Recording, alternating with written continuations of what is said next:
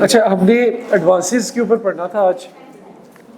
Income from property में advances के ऊपर पढ़ना है, नॉन एडजस्टेबल एडवांस।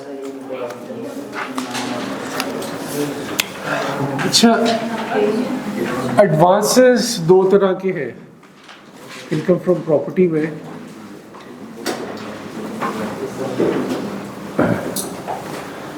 एडवांसेस दो तरह के हैं, एक है आपके एडजस्टेबल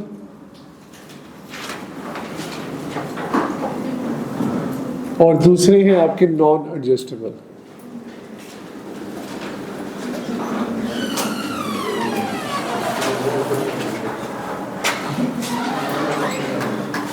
जो आपके एडजस्टेबल एडवांसेस है लिखिएगा बाद में, पहले सुने, फोकस करें इसके ऊपर।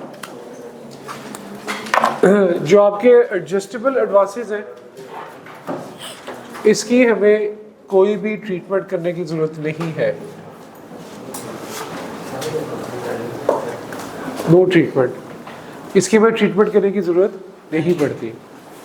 क्यों ट्रीटमेंट करने की जरूरत नहीं पड़ती?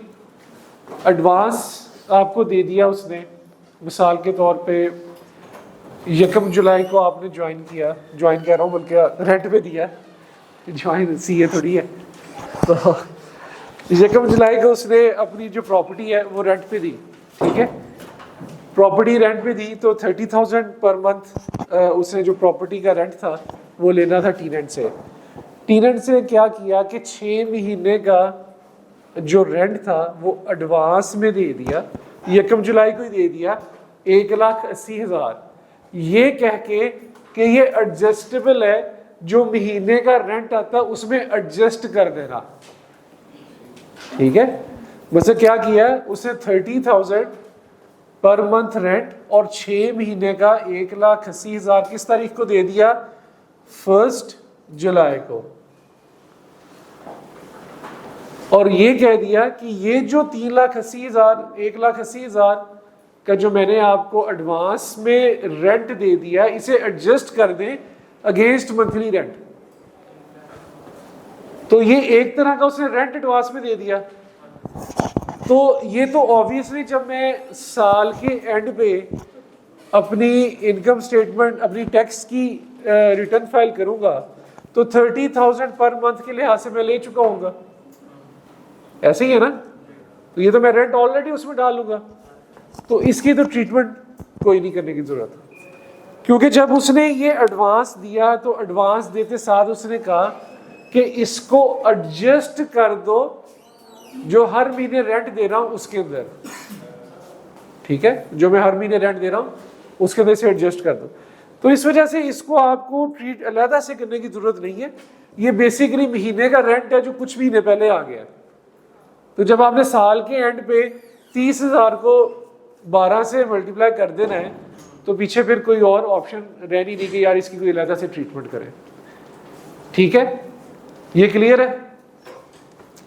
अब अगर हम बात आते हैं नॉन एडजस्टेबल के ऊपर, इसके ऊपर कुछ एडवांसेस ऐसे होते हैं जो नॉन एडजस्टेबल होते हैं। इट मींस कि ये जो आपका महीने का रेंट है उसमें ये एडजस्ट नहीं करेंगे, ठीक है। तो इसको सिक्योरिटी भी कहते हैं। इसको कभी कभार आप ये भी कह सकते हैं कि ये सिक्योरिटी है। ये एडजस्टेबल नहीं है, लिखा तो है नॉन एडजस्टेबल है। इसका है कोई भी सिक्योरिटी अगर एडजस्टेबल है तो वो फिर इसमें आ जाएगी। ये क्वेश्चन में आपको बताएगा कि उसने जो एडवांस दिया है क्या वो नॉन एडजस्टेबल है कि एडजस्टेबल है। अगर वो बता देगा कि ये एडजस्टेबल है तो फिर आपने उसकी ट्रीटमेंट कोई नहीं करनी। जैसे महीने की रेंट की ट्रीटमेंट है सेम वही ट्रीटमेंट है, ठीक है। वो बेसिकली वही पैसे हैं जो कुछ महीने पहले आ गए, रेंट ही है जो पहले आ गए। अगर उसने क्वेश्चन में बता दिया कि ये नॉन एडजस्टेबल है तो इसका मतलब ये सिक्योरिटी इसने दे दी है। इसका मेथडोलॉजी क्या होती है कि जब आप एक पर्सन को अपना घर किराए पे देते हैं या अपना कोई पोर्शन किराए पे देते हैं तो आप उससे नॉन एडजस्टेबल एडवांस लेते हैं 3 लाख, 4 लाख, 5 लाख, ठीक है। ये नॉन एडजस्टेबल होता है ये कह के कि जब तुम छोड़ के जाओगे ये 4 लाख तुम्हें मैं वापस कर दूंगा, ठीक है। तो वो इस वजह से ये एक सिक्योरिटी की अमाउंट होती है, इसे हम नॉन एडजस्टेबल कहते हैं कि जब आप छोड़ के जाएंगे तो ये मैं उसको वापस, आप थोड़ा ये तो बैठ जाए पीछे से ना, मसला होता है फिर,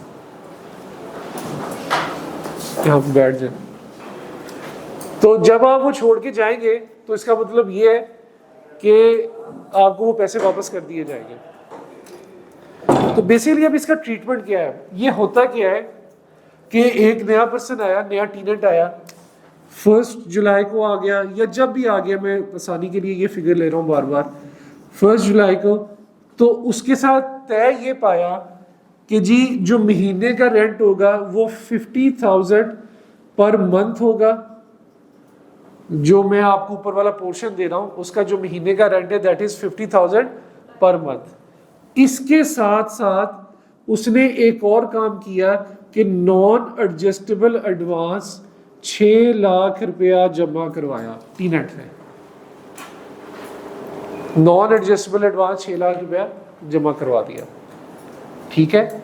अब जब ये साल खत्म हुआ, ये 1 जुलाई 2021 था, ये कब खत्म होगा अगर नॉर्मल टैक्स ईयर है तो 30 जून 2022 को ये जाके खत्म होगा। मिसाल के तौर पे ये अहमद ने अपना घर बिलाल को दिया था, तो हमें क्वेश्चन में कहता है कि जी अहमद की आप टैक्सेबिलिटी निकालें 2022 की। अब मैं क्या करूंगा कि जब उसका इनकम फ्रॉम प्रॉपर्टी निकालूंगा तो 50,000 का रेंट इंटू 12 कितना बन गया, 6 लाख, 6 लाख ये बन गया। इसके अंदर मैं ऐड करूंगा इसकी ट्रीटमेंट, क्योंकि ये नॉन एडजस्टेबल एडवांस है। इसकी ट्रीटमेंट लॉ हमें क्या कहता है, लॉ ये कहता है कि जिस साल ये एडवांस मिला उस साल और उससे अगले 10 सालों में इस अमाउंट को इक्वली डिवाइड कर दें।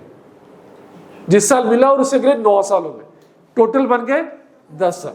तो मैं यहां पे एक अमाउंट लिखूंगा इनकम फ्रॉम प्रॉपर्टी में ही, नॉन एडजस्टेबल एडवांस, जिस साल ये मिला और उससे अगले 10 साल, टोटल कितने हो गए, 9 साल। जिस साल मिला और उससे अगले 9 साल, तो टोटल कितने हो गए 10 साल में इसको इक्वली डिवाइड कर दें। तो इस तरह हमारे पास भी मार्केट रेट से रेंट के लिए इसकी भी कोई सिस्टम, एक मिनट मुझे इसे कंप्लीट करने दो फिर मैं आपके क्वेश्चन पे आता हूँ। तो ये आपका 2022 टैक्स ईयर 2022 का जो इस अहमद की जो इनकम फ्रॉम प्रॉपर्टी बनेगी वो कितनी बनेगी, 6,60,000,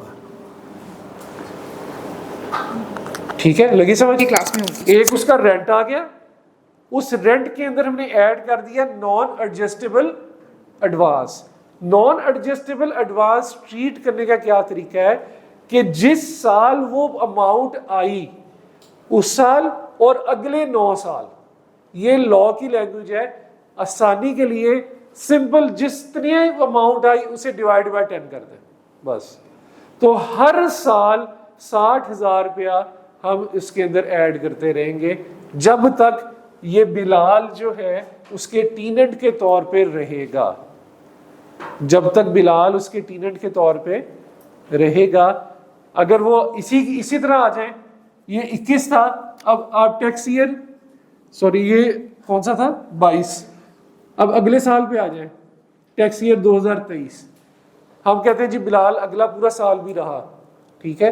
तो अहमद की टैक्सेबिलिटी 2023 की क्या बनेगी, वो ये कह दे कि जी अगले साल से उसने रेंट 10,000 रुपया बढ़ा दिया है, तो रेंट कितना हो जाएगा 60,000, 60,000 पर मंथ इंटू 12 कितना बन गया 7,20,000। और बिलाल उधर ही था तो नॉन एडजस्टेबल एडवांस कितना आ जाएगा 60,000, तो कितना बन गया 7,80,000 इनकम फ्रॉम प्रॉपर्टी में आ जाएगा। ये 60,000 जब तक बिलाल रहेगा हर साल ये 60,000 उसकी इनकम फ्रॉम प्रॉपर्टी में as a non adjustable advance add होता रहेगा। लगी समझ? आप लोगों को लगी समझ? लास्ट में जो परेशान लग रहे हैं आप, हैं? पक्की बात है? अच्छा चलें, अगर ठीक है तो फिर ये 2024 में बताएं क्या करूं। मैं अज्यूम करता हूं कि वो अभी भी है बिलाल उसका टीनेंट, और 10,000 उसने रेंट मजीद बढ़ा दिया है, तो 2024 में इनकम फ्रॉम प्रॉपर्टी क्या बनेगी? 8,40,000। आप बताएं 2024 में अहमद की इनकम फ्रॉम प्रॉपर्टी क्या बनेगी? और रेंट उसने 60 की जगह 70,000 कर दिया पर मंथ, क्या बनेगी? सॉरी 70,000 को, ठीक है, एक तो ये रेंट आ गया, ये रेंट आ गया, 70,000 को 12 से मल्टीप्लाई किया, कितना बन गया? 8,40,000। ठीक है, और क्या आएगा?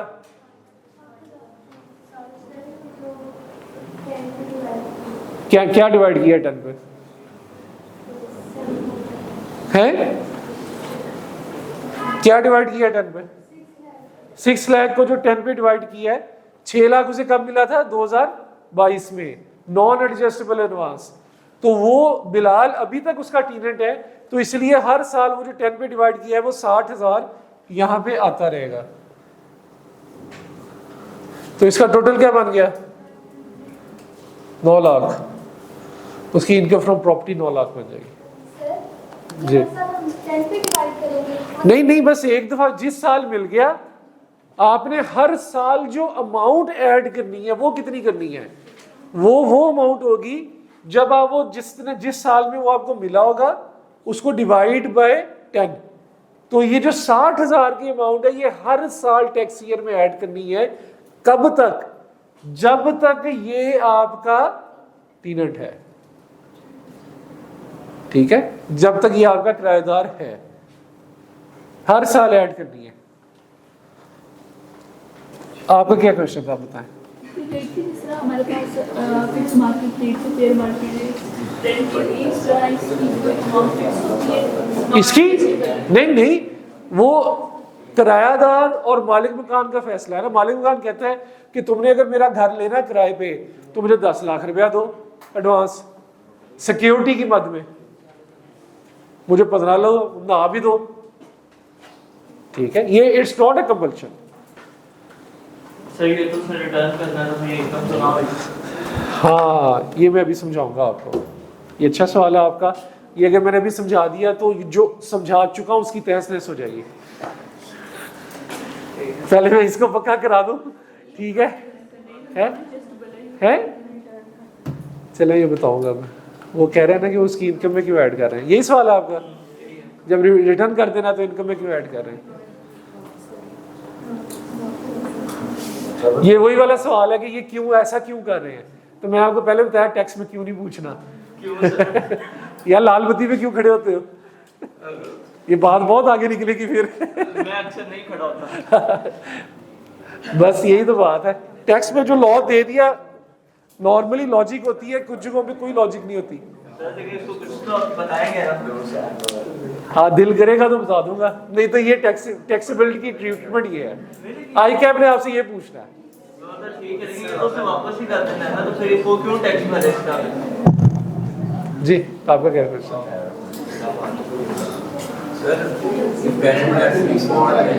इस यार जरा साइलेंस से। हाँ जी।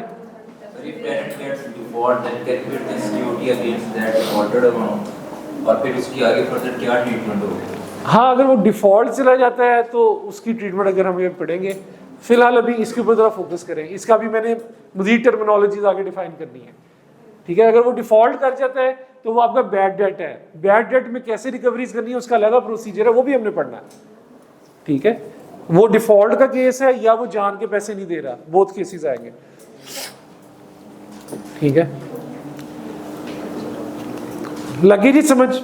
Yes sir. इसका ये जो अभी तक हमने सिनेरियो पढ़ा था, ये पहला सिनेरियो है, ये नॉन एडजस्टेबल एडवांस का फर्स्ट सिनेरियो है, पहला सिनेरियो था जो अभी हमने पढ़ा।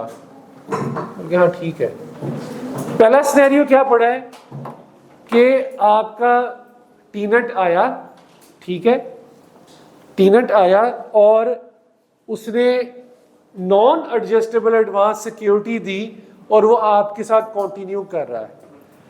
मिसाल के तौर पे ये जो बिलाल साहब हैं ये 2025 में छोड़ जाएं, ये तो 2024 था ना हमारा। अब अगर मैं ये बात करूं, यार टाइम पे आया करें, 20 मिनट का लेक्चर हो गया सारा, अब आपको आगे समझ नहीं लगनी क्या होगा, कॉन्सेप्ट स्टार्ट हो गया, अब आगे पता ही नहीं चल रहा क्या हो रहा है।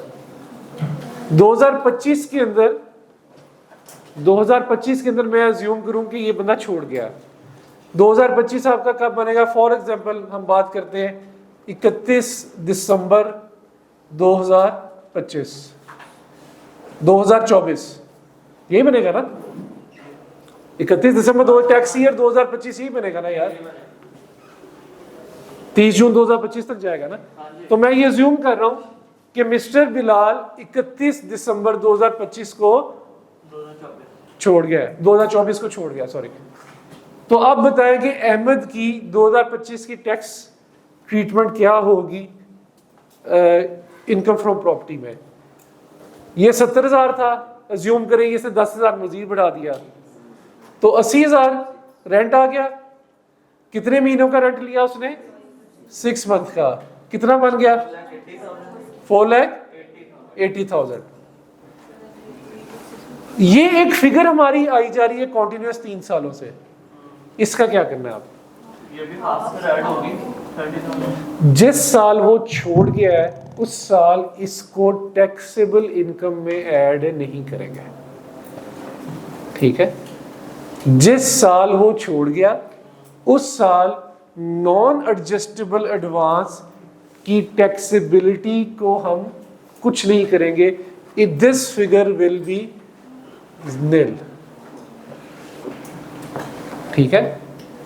पहला सिनेरियो हमने ये पढ़ा था कि टीनेंट आया, ठीक है, जिस साल वो आया उससे अगले 9 साल यानी कि 10 सालों में उसका जो नॉन एडजस्टेबल एडवांस है उसको हम ऐड करते जा रहे हैं जब तक वो रहा। ये था पहला सिनेरियो। दूसरा सिनेरियो ये था कि वो किसी अगले साल छोड़ के चला गया, तो जिस साल वो छोड़ के चला गया उस साल में मैंने ये देखे फिगर ऐड नहीं की, ठीक है? तो ये 2 सिनेरियोज हो गए। पहला सिनेरियो ये था कि टीनेंट ने क्या कर लेंगे, वो आया था। दूसरा सिनेरियो ये था कि वो गया है, ठीक है? अभी एक तीसरा सिनेरियो भी पढ़ना है, पहले ये बताएं ये 2 ठीक है? जिस साल वो जाएगा उस साल में उसका नॉन एडजस्टेबल एडवांस की कोई ट्रीटमेंट नहीं की जाएगी, सही है? ये देखें, ये पूरा एक सीक्वेंस टाइमलाइन हमारी चल रही है। 2021 में वो आया, 2021 के अंदर उसने नॉन एडजस्टेबल एडवांस 6 लाख रुपया दिया, ठीक है? 1 जुलाई 2021 को आया। इस 6 लाख रुपए की जो ट्रीटमेंट है वो रेंट के साथ ये हुई कि जिस साल में वो मिला उस साल और अगले 9 साल, यानी कि इस 6 लाख को डिवाइड कर देना है 10 पे, और हर साल जब तक आपका टीनेंट बिलाल आपके साथ रहा हर साल वो 10 पे डिवाइड की हुई अमाउंट अहमद की इनकम फ्रॉम प्रॉपर्टी में ऐड कर रहा हूं मैं। यहां पे भी किया, यहां पे भी किया और वहां पे भी किया, ठीक है? लेकिन 31 दिसंबर 2024 को वो चला गया तो उसको प्रोपोर्शनेट करने की बजाय ऐसा नहीं करना कि उसे मैं प्रोपोर्शनेट करूं। टैक्स का ट्रीटमेंट बिल्कुल सिंपल है। टैक्स का ट्रीटमेंट इस वजह से सिंपल है कि वो कह रहा है कि भाई जिस साल चला गया उस साल उसे सारी की सारी फिगर निकाल दो। अच्छा, आप प्रोपोर्शनेट क्यों नहीं करना? आपने पूछा था प्रोपोर्शनेट करना। प्रोपोर्शनेट क्यों नहीं करना? क्योंकि अगर ये 1 जुलाई 21 को ना आता, ये 31 दिसंबर 21 को आता और 6 लाख ही देता तो मैंने इनकम में कितना ऐड करना था? पूरा 60,000। तो जब मैं तब प्रोपोर्शनेट नहीं कर रहा तो जब वो जा रहा है तो मैंने तब भी प्रोपोर्शनेट नहीं करना। ठीक है, इसलिए वो महीनों का हिसाब इसमें पढ़ने की जरूरत नहीं है। लगी बात समझ की? मिसाल के तौर पे ये जो फिगर आती है ना आपकी नॉन एडजस्टेबल एडवांस, ये हमने ये किया हुआ है ना कि नॉन एडजस्टेबल एडवांस को डिवाइड कर देना है 10 के ऊपर और 60,000। जिस साल वो आया उस साल सारा 60,000 टैक्सेबल, जिस साल वो गया उस साल कोई अमाउंट भी टैक्सेबल नहीं। तो अगर वो साल के बीच में आता है या 3 महीने बाद आता है तो ये पूरी की पूरी फिगर ही टैक्सेबल है ना। इसको प्रोपोर्शनेट नहीं करना कि जी वो तो उसने साल के 3 महीने गुजारने के बाद आया था। उसका जवाब ये है कि जब ये छोड़ के जा रहा है तो हो सकता है साल के बीच में छोड़ के जा रहा हो, तो तब मैं कितनी फिगर निकाल रहा हूं, सारी की सारी फिगर ही निकाल रहा हूं। तो छोड़ते टाइम जब मैं प्रोपोर्शनेट नहीं कर रहा तो उसकी एंट्री के टाइम पे भी इस फिगर को प्रोपोर्शनेट नहीं करूंगा। लगी समझ? तो इस वजह से चुप करके सिंपल ट्रीटमेंट रखनी है। जिस साल आया उस साल सारी फिगर टैक्सेबल, और जिस साल गया उस साल कोई भी फिगर इसकी टैक्सेबल नहीं होगी। ठीक है, तो पहला सिनेरियो ये था कि वो आया, और दूसरा सिनेरियो ये था कि वो चला गया। कोई क्यूरी किसी किस्म की? पूरा वापस कर दिया। हाँ जी, वापस उसने 6 लाख पूरा कर दिया, लेकिन इनकम में तो हम 60,000 ऐड कर रहे थे ना, वही कह रहा हूँ, वो हम अब ऐड नहीं करेंगे। नहीं करेंगे। हाँ, अब उसका पूरा 6 लाख वापस कर आप देंगे। इसे एक्सप्लेन कब करेंगे? ये मैं करूंगा जब आपके सारे कॉन्सेप्ट्स क्लियर हो जाएंगे इसमें। क्योंकि उसने तो फिर वो इनकम पाएंगे यार है, उसने तो इनकम एंजॉय ही नहीं की, तो फिर उसका टैक्स क्यों भरे वो? कर दूंगा यार, बता दो जल्दी क्या है। आप भी इधर मैं भी इधर, पहले इसकी टैक्स की ट्रीटमेंट पक्की हो जाए ना, फिर करते हैं इंशाल्लाह। जी कोई सवाल? आपका कोई क्वेश्चन? आपको देख के लग रहा है आप बहुत सवाल है कोई क्वेश्चन है? कॉन्सेप्ट क्लियर है कि है कोई सवाल?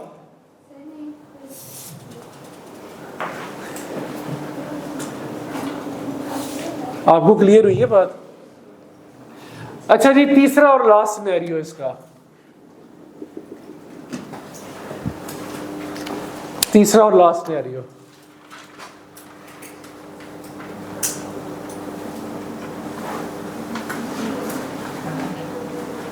पुराना गया नया आया, ठीक है। इसका ये होता है कि हो सकता है, इसी को मैं थोड़ा सा आगे लेके जाऊं, 2025 31 दिसंबर 2024 को बिलाल चला गया, ठीक है, और बिलाल चला गया तो नया टीनेंट आ गया अली, और वो जो नया टीनेंट आया उसने 8 लाख रुपया नॉन एडजस्टेबल एडवांस दे दिया। ये तो मैंने क्वेश्चन यहां पे खत्म कर दिया था ये कह के कि बिलाल चला गया टीनेंट के तौर पर, ठीक है। अब जो तीसरा सिनेरियो है उसके अंदर अगर हम ये कर दें कि बिलाल चला गया और अली जो है वो एक न्यू टीनेंट आ गया, और इस टीनेंट ने नॉन एडजस्टेबल एडवांस या सिक्योरिटी की मद में 8 लाख रुपया दे दिया, ठीक है। उसने क्या दे दिया? 8 लाख रुपया दे दिया। इसको थोड़ा सा जरा गौर से देखना है। हमारा बेसिक कॉन्सेप्ट क्या है नॉन एडजस्टेबल एडवांस का, कि जिस साल पैसे मिले उस साल और अगले 9 साल, यानी कि जितना नॉन एडजस्टेबल एडवांस आया उसको डिवाइडेड बाय 10 करके आपने उस साल की इनकम फ्रॉम प्रॉपर्टी में उसे ऐड कर देना, ठीक है। ये बेसिक कॉन्सेप्ट है। अगर ऐसा सिनेरियो हो जाए कि एक न्यू जो पुराना जा रहा है और नया आ रहा है, तो हम पता क्या करेंगे, हम ये 8 लाख को तकसीम तो करेंगे 10 पे, लेकिन इसमें एक हल्की सी मॉडिफिकेशन करेंगे। हम कहेंगे भाईजान ये जो 8 लाख है ना, इसको 10 पे तो तकसीम करना है, ये कॉन्सेप्ट पक्का है, इसमें कोई दो राय नहीं, ठीक है। लेकिन लेकिन लेकिन इसमें से सुनिएगा जरा फोकस होके, इसमें से वो अमाउंट माइनस कर दो जो पिछले सालों में टैक्सेबल इनकम को नॉन एडजस्टेबल एडवांस की मद में ऑलरेडी चार्ज कर चुके हैं। इसमें से वो अमाउंट माइनस कर दो जो टैक्सेबल इनकम में नॉन एडजस्टेबल एडवांस की मद में ऑलरेडी चार्ज कर चुके हैं। अब आप बताएं, इसमें से वो अमाउंट माइनस कर दो जो टैक्सेबल इनकम में नॉन एडजस्टेबल एडवांस में ऑलरेडी पिछले सालों में चार्ज कर चुके हैं। क्या अमाउंट है वो? 60 और 60। ठीक है, तो ये 8 लाख में से क्या माइनस किया? Divided by 10। कितना बन गया? 8 लाख में से लाख 7,20,000 डिवाइडेड बाय 10, तो नॉन एडजस्टेबल एडवांस मेरा 72,000। 72। तो इसमें क्या है? वो किसी और शख्स का हो। आप टैक्सेबल इनकम किसकी बना रहे हैं? आप ये बताएं, आप टैक्सेबल इनकम 2025 किसकी बना रहे हैं? अहमद की बना रहे हैं ना। तो वो जितने मर्जी शख्स से आया हो, हमने तो इसकी इनकम को फोकस करना है। हम अहमद की टैक्सेबल इनकम बना रहे हैं। ठीक है, तो अब बेशक वो किसी और से आया हो, हमें उससे क्या कर्ज है? डिडक्शन तो मैंने अभी पढ़ाई नहीं है आपको। सिनेरियो ये है, परेशान नहीं होना, बस पहले तो घबराना नहीं है। ठीक है, घबराना नहीं है आपने। सिंपल सी ट्रीटमेंट है, बेसिक ट्रीटमेंट ये है। देखें, कम टू द बेसिक्स। बुनियादी ट्रीटमेंट ये है, बेसिक कॉन्सेप्ट ये है कि नॉन एडजस्टेबल एडवांस जब आपको मिलना है तो जितना भी नॉन एडजस्टेबल एडवांस मिलेगा उसको आपने 10 पे तकसीम करके हर साल उस फिगर को उस बंदे की टैक्सेबल इनकम फ्रॉम प्रॉपर्टी में ऐड करते जाना। ठीक है, ऐसा ही मैं कर रहा था। किधर गया? 6 लाख। ये 6 लाख मिला, इसको मैंने 10 पे तकसीम किया, ये 60,000, तो हर साल में 60,000 उसका इनकम फ्रॉम प्रॉपर्टी में ऐड कर रहा था। फिर ऐसा हुआ अचानक कि वो बंदा छोड़ के चला गया, बिलाल। तो मैंने ये आपको बताया कि जिस साल वो छोड़ के जाए उस साल उसको ऐड नहीं करना। लेकिन उसके ऊपर मजीद काम ये हुआ कि जिस साल वो छोड़ के गया उस साल एक और टीनेंट अली आ गया। ठीक है, और उसने भी आके सिक्योरिटी की मद में 8 लाख रुपया दे दिया। अब जब उसने भी 8 लाख रुपया दे दिया तो इसको ट्रीटमेंट तो वही है कि जो नॉन एडजस्टेबल एडवांस मिले उसको कितने पे तकसीम कर दो?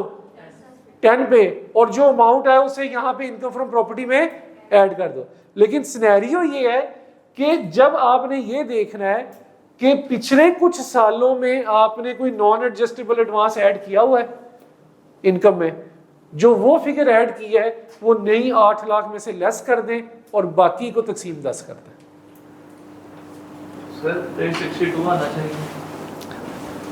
62 7 लाख, अच्छा 62 सॉरी, बस 6,20,000 बनता। सर न्यू टीनेंट का रेंट वो नहीं देते। हाँ गुड, वो नया टीनेंट आपका आया 6 माह के लिए। अच्छा सवाल आपका। हो सकता है उसको उसने अगले 6 माह में 90,000 पे दे दिया हो, तो वो उसका रेंट अगले 6 माह का 90,000 इंटू 6 वो भी इसमें ऐड कर दे, 5,40,000 बन गया।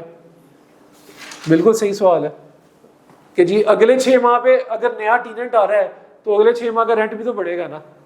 ठीक है, या हो सकता है 80,000 भी दे दें, what ever the case will be, वो भी इसमें हम ऐड कर दें। अगले 6 माह का रेंट होगा उसमें भी हम ये नॉन एडजस्टेबल ऐड करेंगे, ये ऐसे में करते हैं। ये फिगर टोटल बन जाएगी। ये 12 माह का रेंट आ गया, ठीक है, और नीचे नॉन एडजस्टेबल आ गया 62,000, तो ये टोटल फिगर बन जाएगी इनकम फ्रॉम प्रॉपर्टी में जो रेंट चार्जेबल टू टैक्स आएगा। ठीक है, अच्छा अब इसका एक क्वेश्चन करते हैं ताकि आप लोग मज़ीद